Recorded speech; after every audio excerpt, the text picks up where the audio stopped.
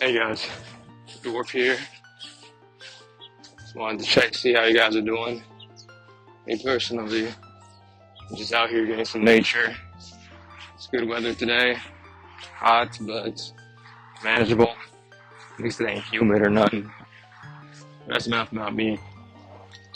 See, I'm here to talk to you guys today about a certain game called Age of Calamity.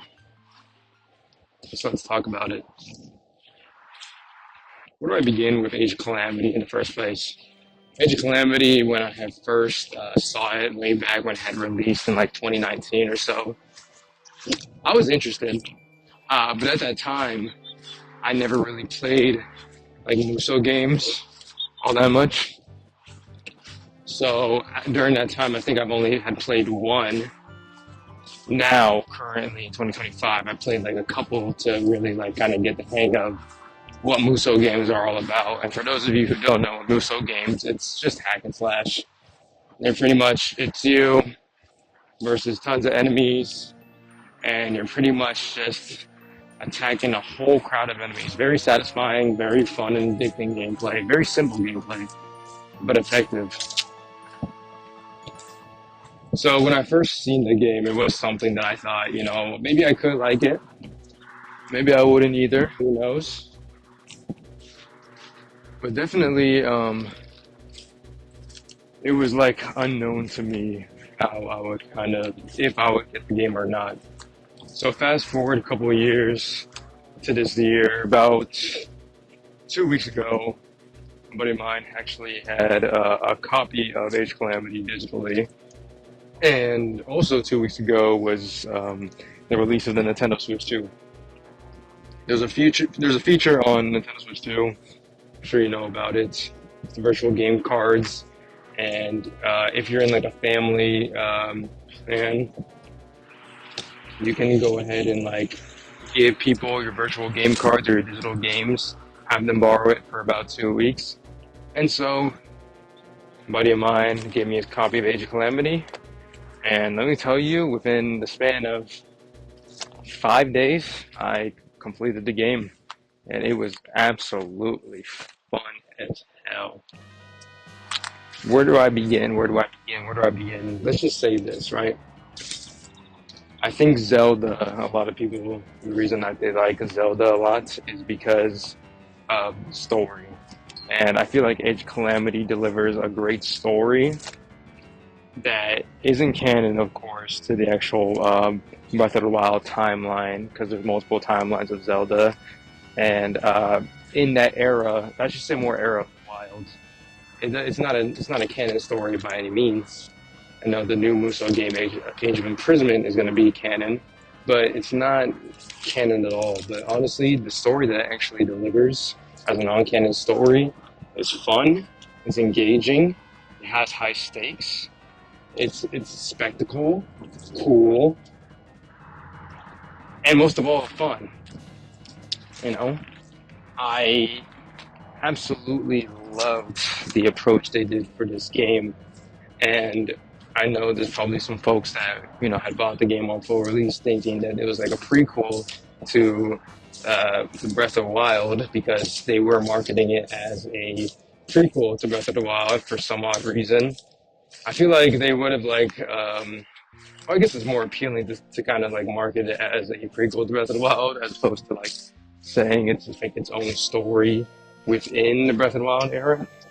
But nonetheless, I don't think it kind of detracted from anything. I think the quality of it, the story was really cool.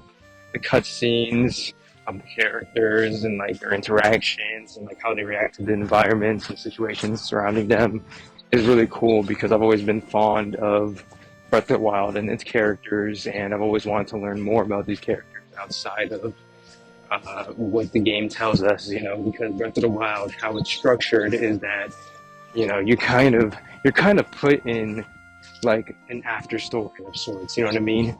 Link has been, gone for 100 years. He's been losing for 100 years. He wakes up and finds out Calamity has taken over. Calamity again has taken over the world, and you're just kind of left with picking up the pieces and looking at memories of like the civilization that was before, the fall, kind of seeing like Link, Zelda, all those people before the fall of Hyrule. It was a neat concept. I've always been wanting more out of it. I wanted to know about these characters' lives, how they interact with each other, what's their relationships. And so Breath of the Wild in that aspect was lacking. And Age of Calamity makes up for it in spades. The story by any means isn't like the most complex thing in the world. Essentially, if I had to sum it up, it's pretty much just putting a stop to the calamity before it happens, but of course it doesn't happen, of course, because the calamity still comes and causes chaos. But pretty much, the first half of the story is pretty much getting preparation for the calamity, so like that. Having the characters do all these preparations, fight these battles in order to increase their chances and likelihood of being more prepared for the calamity due to an outsider. I'll call him Egg because I don't really think oh no, his name is a spoiler, so I can't really like say it. But it's no, I'll just say it. There's an egg robot called Terrico. He is pretty much from the Breath of the Wild game, the original one, and he has come into this timeline before the calamity in order to warn Zelda and the others about the calamity or Hyrule's impending doom. So that gives them a lot more preparation to actually prepare for the calamity and actually, be ready for when all of those dangers and all of those threats come to fall Hyrule. There's also some other weird timeline bullshit that happens. There's a new villain by the name of Astor. He's just I don't even want to talk about him. He's just your generic villain and stuff like that. He's like, oh, I'm going to glaze Ganon. I'm going to obey this dark orb that's supposed to be Ganon, but in ball form. I don't even really know what that was about. I like his design. I think he had like a kind of like a dark mage astrologer outfit.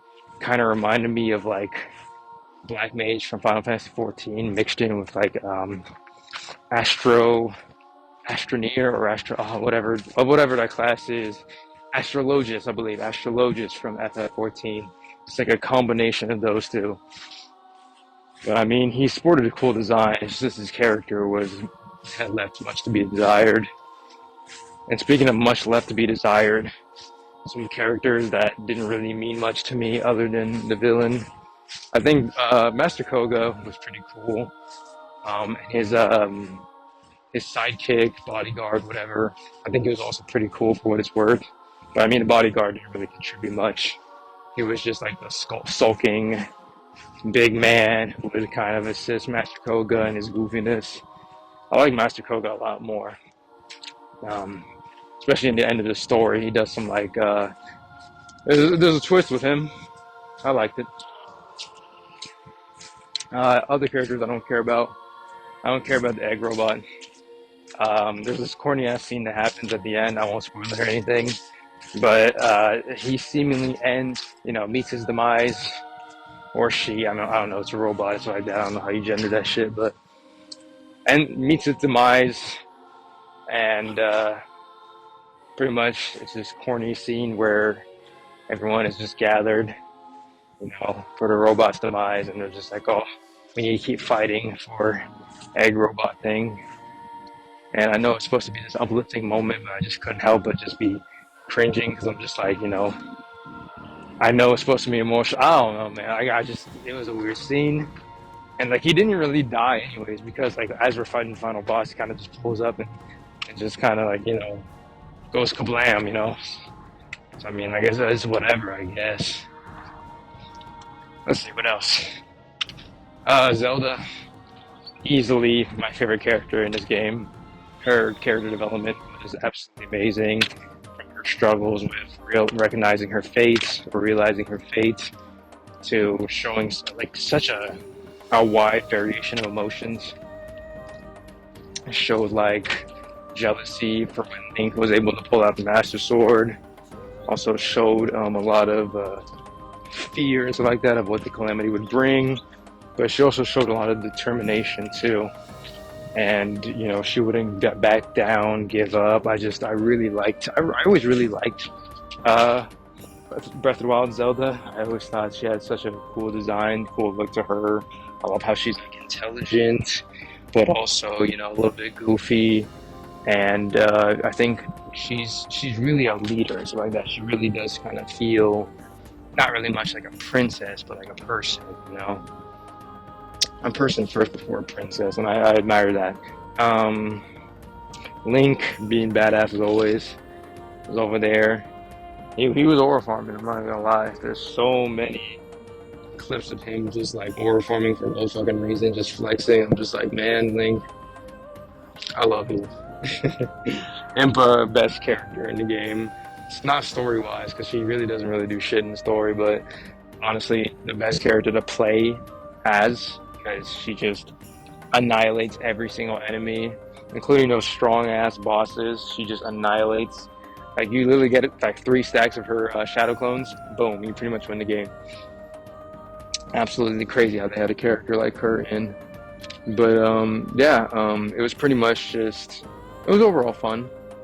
It was pretty much just like one of those things where this game surprised me a lot with a lot of elements that I just didn't really expect there to be. And honestly, I'm really grateful and happy that I got to play the game because it really just shows that Zelda, or like the Breath of the Wild timeline of Zelda, is still, to me, one of the best like eras of Zelda that there is. And I'm really excited to play Age of Imprisonment after playing this game. Oh my God, I didn't even talk about the gameplay. Fuck. Gameplay was amazing. It's I say amazing, but it is standard Muso uh, game elements to it. But what I'm trying to say here is that it was amazing because it incorporated a lot of Breath of the Wild elements, like things like crafting foods, eating foods, having different like outfits for Link as well. I like the upgrade system as well for Age of Calamity, how you could fuse a bunch of like items together and stuff like that. Um, it was really good. I enjoyed it for what it's worth. They had a lot of mechanics. I'll definitely show some in the video of what you can do in that game outside of just having just normal Muso elements incorporated to it, like fusion. They had a lot of side quests as well, which is fitting because Breath of the Wild had a ton of side quests as well.